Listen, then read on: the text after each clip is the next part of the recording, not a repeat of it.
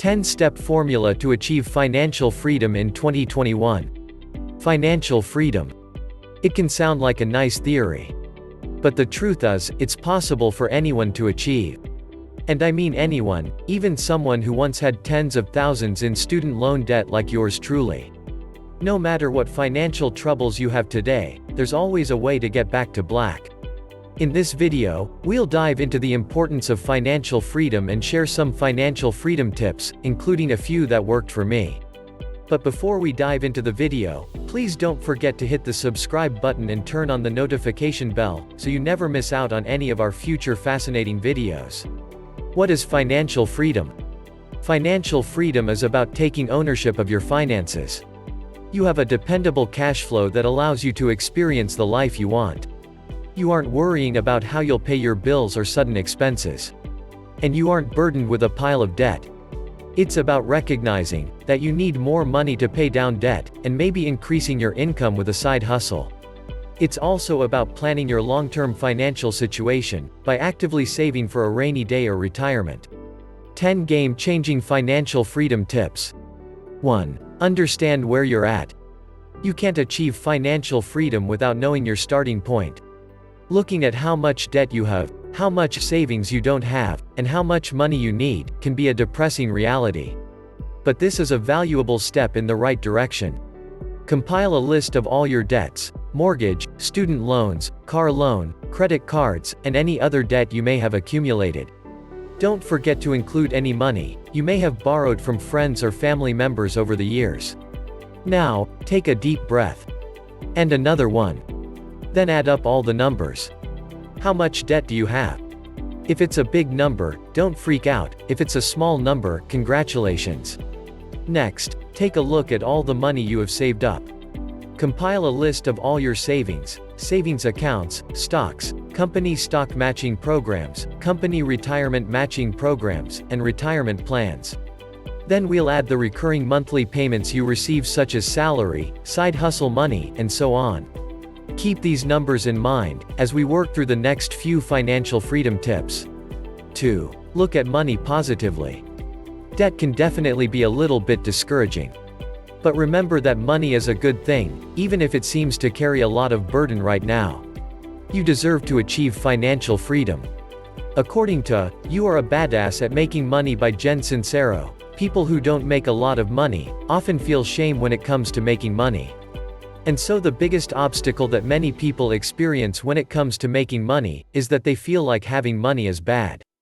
Many feel guilty for having it, and guiltier for wanting it. Sincero has said about money, we use it every day to enhance our lives, yet we always seem to focus on the negative about it. Money is simply a necessity like food or water.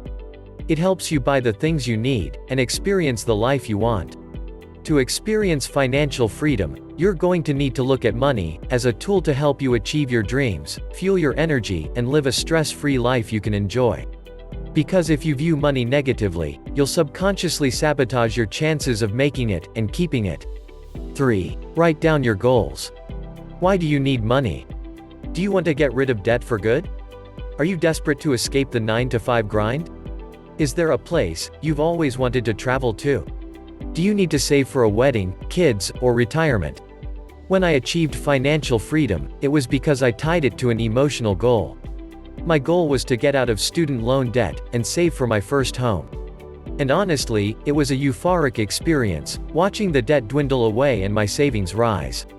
I got so excited by seeing the numbers change, that I worked harder to make more money to see a bigger change in my personal finances. Would I have achieved my goal of financial freedom if I hadn't tied the goal to something emotional? Probably not. I was desperate to get out of debt and move out of my parents' house. That desperation kept me motivated throughout my journey. You might not accomplish everything you want in a month. But a year is a long time to make progress on your goals. Make sure your goal is tied to a specific number that you want to hit. Believe it or not, you'll start working towards those goals without even realizing it. Knowing exactly what you want to achieve makes achieving financial freedom a million times easier. 4. Track your spending. An important step toward financial freedom is tracking your spending. You can use a tool like Mint, which will let you know how much money you're spending, which categories you've overspent in, how much money is in all of your accounts, and how much debt you have. Another cool thing about Mint is that it allows you to set goals within the dashboard. You can keep track of your goals, and know the exact month you'll be expected to hit the goal based on how much money you put in.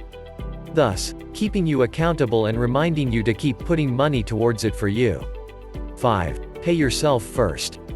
You've probably heard the expression, pay yourself first, before. But in case you haven't, pay yourself first means putting a specific amount of money in your savings account before paying anything else, such as bills. And the act of paying yourself first has helped countless people inch closer to achieving financial freedom. Why?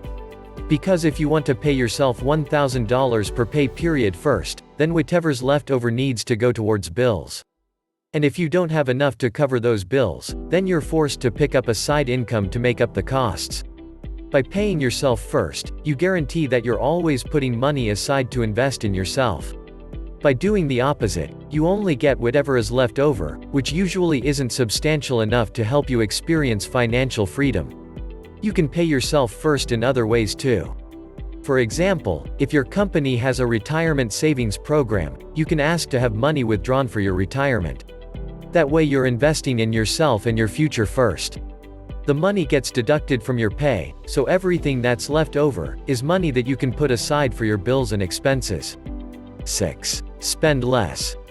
In 1958, Warren Buffett purchased a 5-bedroom home for $31,500 and hasn't moved out of it since. His net worth? An astounding $90.3 billion. He can afford a bigger and more expensive home. But his frugality might very well be the reason why he's one of the world's richest people. Kanye West, on the other hand, isn't afraid to flaunt his money. He lives in a $20 million mansion.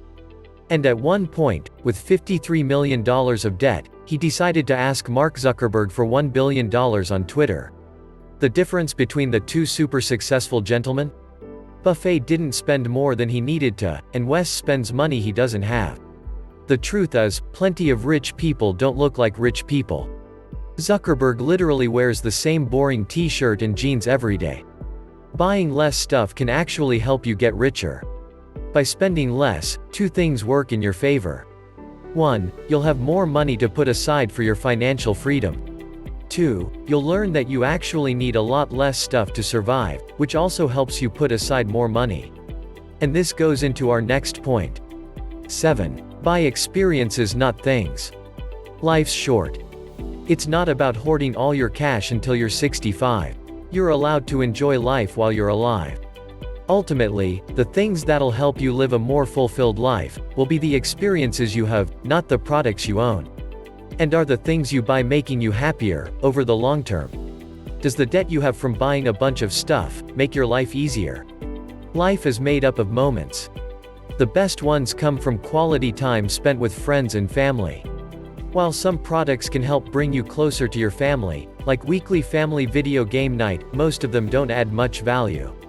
Don't spend money, you don't have to pretend that you have money. 8. Pay off debt. Some people will tell you, it's wiser to invest your money in stocks, instead of paying off your debt. If you're an expert stock picker, maybe that's true. But if you've never invested in stocks before, you could wind up with more debt. A lot of people feel the same thing after finishing their last debt payment, relieved.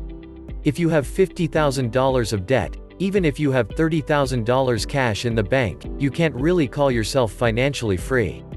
You're still $20,000 in the hole. While paying someone else isn't as glamorous as having money in the bank, it does bring you closer to financial freedom. There are two main methods of paying off debt: snowball and avalanche. Snowball is when you pay off the smallest debt first. Avalanche is when you pay off the debt with the highest interest rate. You need to decide what works best for you. But when I was working towards becoming debt-free, I did the snowball effect. It helped keep me more motivated. Since I was able to get rid of my first debt, a $1,200 credit card bill, in only a month, the feeling of accomplishment helped motivate me to tackle a much bigger, lingering student loan. And since credit cards were no longer a problem, I would pay about, on average, 3 times more than the measly $300 minimum payment. In the end, it took about 3 years to finish paying off the student loans, instead of the 9 years I was allotted. Paying off a big debt lifts a massive weight off your shoulders. After paying off your debt, you see the amount of money you have in the bank rise. It's an awesome feeling, watching the number climb, even if you had to watch it fall at the beginning, and it keeps you motivated to continue growing it. 9. Create additional sources of income. Okay, so at this point, you're probably thinking, my debt is a lot more than my salary, how can I pay it off if I don't make enough? If you're serious about financial freedom, you've got to sacrifice some blood, sweat, and tears. Your 9 to 5 might not cut it. If that's the case, you need to step it up and look for money outside your current job. Some experts recommend having 7 streams of income. If you have a 9 to 5 job, congratulations, you have one, only 6 more to go. Now, you can look at your sources of income in 2 ways: active income, trading time for money, or passive income, money that can keep coming in, even while you sleep. If you trade your time for money, you're limited by the hours of the day. 10. Invest in your future. The last financial freedom tip is an important one. Say you follow the advice and recommendations in this video, get out of debt, and grow your savings. That might be enough to help you out right now. But what if the unexpected happens? Will you be prepared for it? It's important to set aside money for rainy days, retirement, and, sorry to be morbid here, in case you die, to help ensure your family doesn't drown paying for your funeral, debts, and taxes. Okay, now let's get back to that happy place. If you've got that 9 to 5 job, talk to your company about adding a retirement plan, or check to see if you're already having deductions made towards it. The deduction gets taken out before it hits your account, so you never feel like you're losing money. And it's pretty cool to check it out periodically, and see your savings grow. Next, you also want to save enough money for an emergency fund. Some experts say $10,000 is fine, while others say 6 months of your salary. And to be honest, those numbers can seem pretty high if you don't make a lot of money. So instead, start with a goal you can afford, like $100 your first month. And as you start earning more active or passive income, start increasing your goal to $500 a month, to $500 bi-weekly, and so forth. If you've overspent on credit and a high credit card bill comes up, don't use your emergency fund, focus on taking up more active income opportunities so you can pay it down faster. The emergency fund is only for unplanned emergencies like a tree crashing onto your house, a car accident you need to pay for out of pocket, or a visit to the hospital. By setting aside money for rainy days and retirement, you'll be less likely to end up back to where you are now, wishing for financial freedom. Financial freedom can help you take ownership of your finances and, more importantly, your life. It's about living within your means, being a bit frugal, and making sure that money is spent on things you really need, like food, shelter, and even vacations. Relaxation is important too, you know. By following the financial freedom tips in this video, you'll inch closer to achieving the financial freedom you deserve. So take a look at those finances, build additional streams of income, pay down that debt, and before you know it, you'll be free. So, that's it from our side. Let us know your views in the comments section down below. Also, please don't forget to like, share this video with your friends, and subscribe to our channel for more interesting content like today. We hope you enjoyed our video, and we will see you next time.